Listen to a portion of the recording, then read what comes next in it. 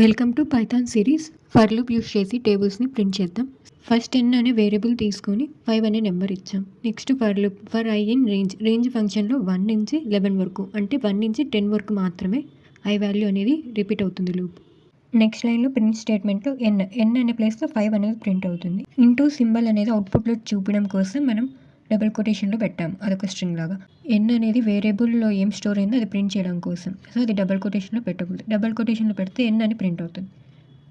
లేకుండా అయితే n అంటే 5 అని ప్రింట్ అవుతుంది. నెక్స్ట్ ఇంటూ అనేది అలానే ప్రింట్ కావాలి కాబట్టి డబుల్ కోట్స్లో పెట్టాం. I అనేది ఇటరేషన్లో 1, నెక్స్ట్ ఇటరేషన్లో 2, అలా 10 వరకు ప్రింట్ కావడానికి. ఈక్వల్స్ టు అనేది అదే ప్రింట్ కావాలి కాబట్టి డబుల్ కోట్స్లో పెట్టాలి. n స్టార్ I అంటే మల్టిప్లికేషన్ జరుగుతుంది. n అంటే ఏముంది 5 ఇంటూ ఫస్ట్లో I వాల్యూ 1 అవుతుంది, 1 ఈక్వల్స్ టు 5. నెక్స్ట్ లూప్ మళ్ళీ ఇటరేట్ అవుతుంది. సెకండ్ టైం ఇటరేట్ అయ్యేప్పుడు I వాల్యూ 2 అవుతుంది. So 5 into 2 10. ఇక్కడ ప్రింట్ స్టేట్మెంట్లో n అనేది వేరియబుల్ నుంచి I అనేది ఫర్ లూప్లో ఇటరేషన్కి, మిగతావి ప్రింట్ చేస్తున్నాం కాబట్టి కామాతో సెపరేట్ చేయాలి.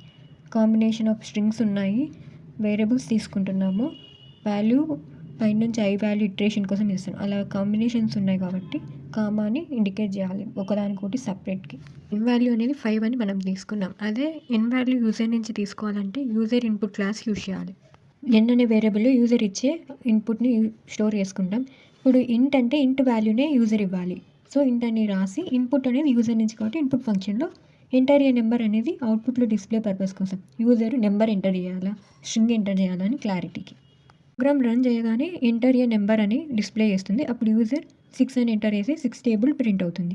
ఇంకొక యూజర్ మల్టిపుల్ యూజర్స్ యాక్సెస్ చేస్తున్నారు అనుకో, ఇప్పుడు ఒక యూజర్ 6 టేబుల్ కావాలి అనుకుంటే 6 ఎంటర్ చేస్తారు.